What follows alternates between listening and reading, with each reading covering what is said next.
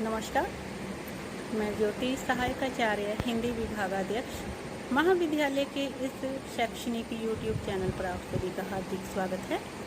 प्रिय विद्यार्थियों, हमने इकाई तृतीय सूरदास के अंतर्गत 2 भागों का अध्ययन किया। प्रथम में, जैसा कि मैं पूर्व में बता चुकी हूँ, सूरदास जी का जीवन वृत्त और उनका कृतित्व।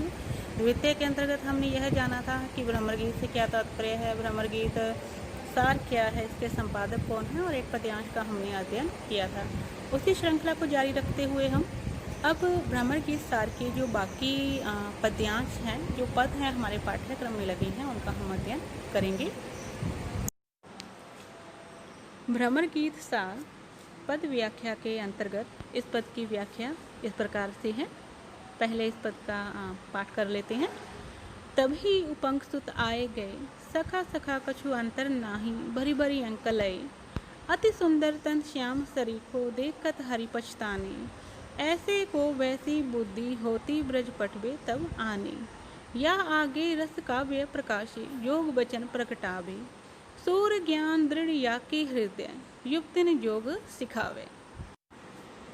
तभी उपंक सुत आए गए, अर्थात तभी उपंक के पुत्र उद्धव वहाँ पर आ गए। कहाँ पर? मथुरा, श्री कृष्ण के पास। सखा सखा कछु अंतर नाही, भरी भरी अंकल लय। दोनों सखाओं अर्थात श्री कृष्ण और उद्धव में रूप रंग की दृष्टि से कोई भी अंतर नहीं है। श्री कृष्ण के पास जब उद्धव आते हैं तो श्री कृष्ण उनको अपने गले से लगा लेते हैं। यहाँ पर अंतर क्यों नहीं बताया गया है कि जो उद्धव हैं और श्री कृष्ण हैं, दोनों ही श्यामल हैं, दोनों ही पीताम्बर धारण करती हैं और देखने में भी एक जैसे ही हैं।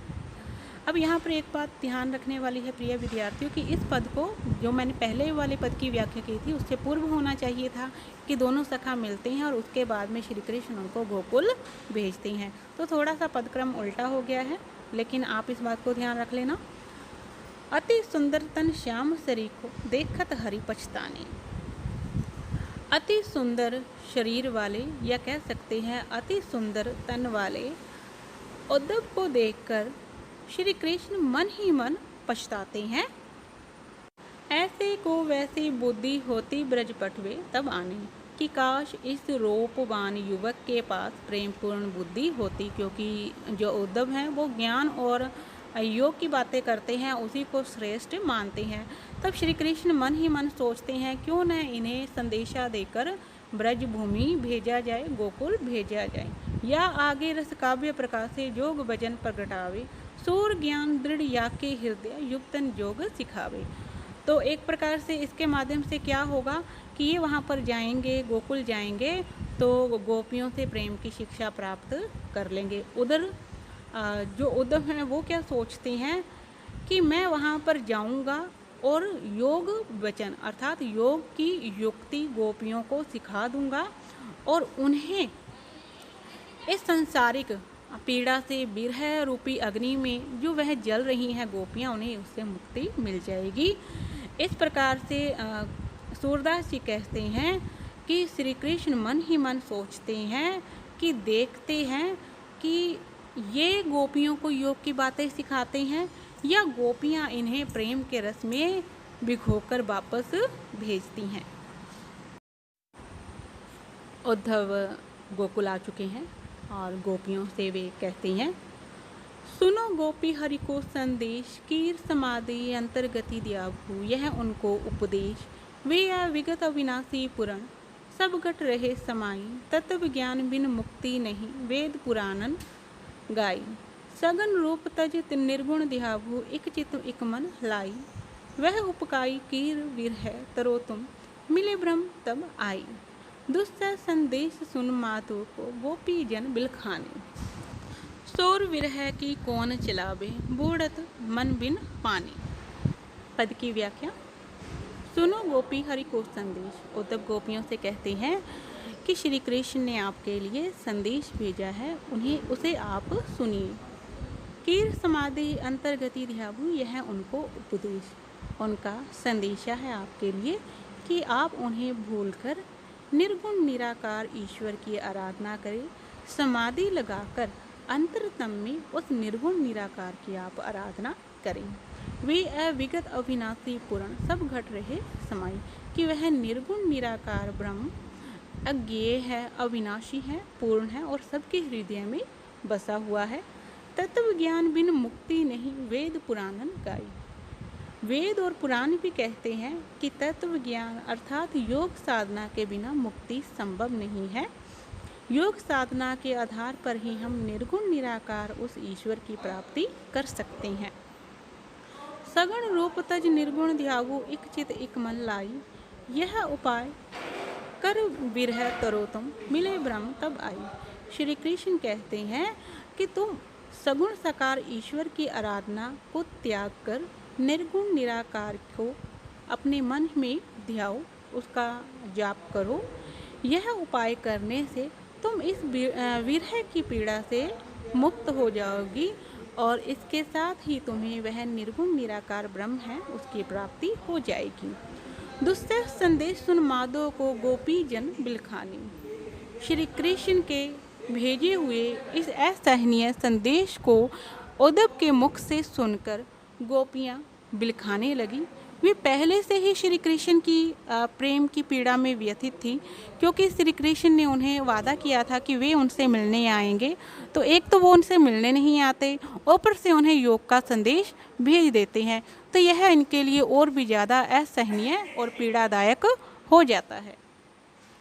सूर विरह की कौन चलावे, बूढ़त मन बिन पानी।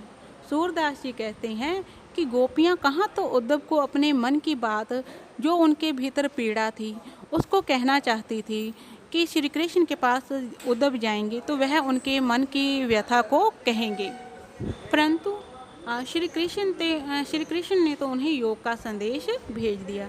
यह योग का संदेश सुनकर गोपियों की यह स्थिति हुई कि वे तो बिना पानी के ही अथाह सागर में डूबने लगी। तो इस अंतिम पंक्ति में प्रिय विद्यार्थियों विभावना अलंकार है कि बिना कारण के कार्य हो रहा है। डूबने के लिए पानी की आवश्यकता होती है, लेकिन बिना पानी के ही डूबना रूपी कार्य हो रहा है, तो यहाँ पर विभावना अलंकार है। रहु रे मधुकर मधुमतवारे, कौन काज या निर्गुण सो, चीर चिभु कान है हमारे। लोटत पीत पराग कीच में, बीच न अंग संहारे। बारंबार सरक मदिरा की, अपरस रटत उगारे। तुम जानत हो वैसे गवारन, जैसे कुसुम तिहारे। गरी पहर सबहन विरणावत, जैसे यावत कारे। सुंदर वदन कमल दल लोचन, जसुमति नंद दुलारे। तन मन सूर अर्प रही श्याम है, कापे लही उधारे। पद की व्याख्या।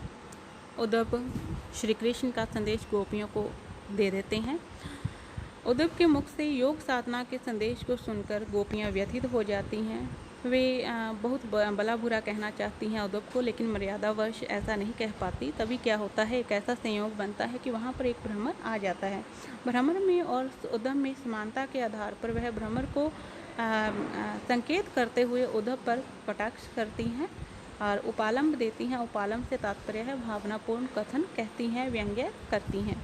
वे कहती हैं, रहु रे मधुकर मधुमतवारे, कि हे मधुकर, हे भमरे, कि तुम अपने मधु के पान में मस्त रहो और हमें भी मस्त रहने दो। कहने का तात्पर्य है कि हे उद्धव, कि तुम अपनी योग साधना में लीन रहो, हमें कोई आपत्ति नहीं है, परंतु हमें श्री कृष्ण के प्रेम में मस्त रहने दो।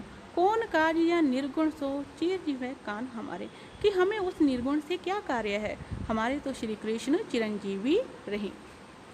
लोटत पीत पराग कीच में, बीच न अंग संहारे, कि तुम खुद तो मधु में लिपटे रहते हो और तुम्हें अपने अंगों की भी कोई होश संभाल नहीं रहती। कहने का तात्पर्य है कि हे उद्धव, कि तुम लोग तो योग साधना में लीन रहते हो, भस्म वगैरह लगाए रखते हो, कई कई वर्ष योग साधना में व्यतीत कर देते हो और तुम्हें अपने शरीर का भी कोई होशो हवास नहीं रहता। बारंबार सरक मदिरा की, अपरस रटत उगारे, कि तुम इतना मधु का पान कर लेते हो कि तुम सन की बातें करने लगते हो। अर्थात हम श्री कृष्ण के प्रेम में रंगी हुई हैं और तुम हमें योग साधना की बात कर रही हो, तो यह तो एक सनकीपन ही लगता है। तुम जानत हो वैसे ग्वारन, जैसे कुसुम तिहारे। घर पहर सबहन बिरनावत जैसे यावत करे, कि तुम तो हमें वैसा ही समझ लेते हो गवार जैसे कि तुम्हारी प्रकृति है हे भंवरे, कि तुम अनेक फूलों के रस का पान करते हो, इधर उधर मंडराते रहते हो, तो तुमने हमें भी उसी श्रेणी में समझ लिया। सुंदर वदन कमल दल लोचन जसुमति नंद दुलारे, तन मन सूर अरफ रही श्याम है कापे लही उधारे। गोपियाँ भ्रमर के माध्यम से उद्धव को कहती हैं कि हम तो श्री कृष्ण के प्रति अपना अनन्य समर्पण रखती हैं, उनके प्रति हमारा प्रेम अनन्य है, अर्थात इस हृदय में और कोई नहीं आ सकता। हमारा मन तो उस सुंदर शरीर वाले, कमल नयन वाले और यशोदा और नंद के प्यारे दुलारे श्री कृष्ण पर ही आसक्त है। हमने तो अपना तन मन उन प्यारे श्री कृष्ण को अर्पित कर दिया है। अब जो तुम योग की बातें कर रहे हो, उस योग साधना के लिए हम दूसरा मन कहाँ से लेके आएं। इस प्रकार से गोपियाँ उद्धव पर कटाक्ष करती हैं, भ्रमर के माध्यम से अपनी प्रेमा भक्ति की स्थापना करती हैं, अपनी प्रेमा भक्ति को वे श्रेष्ठ सिद्ध करती हैं।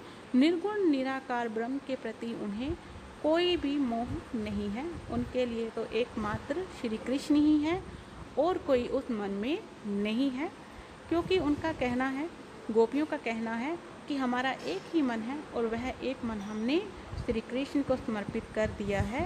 अब किसी और ईश की आराधना के लिए हम दूसरा मन कहाँ से लेके आएं।